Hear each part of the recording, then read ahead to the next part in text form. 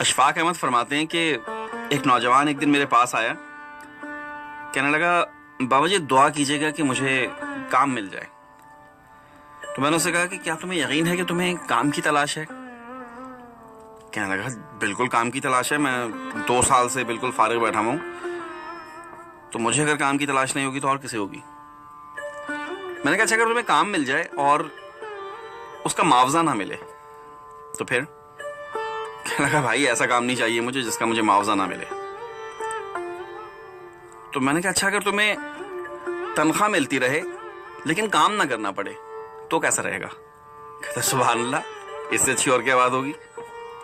تو میں نے کہا اس کا مطلب ہے کہ تمہیں کام کی تلاش نہیں ہے، تمہیں تنخواہ اور معاوضے کی تلاش ہے۔ اسی طرح کا معاملہ ہم اللہ کے ساتھ بھی کرتے ہیں۔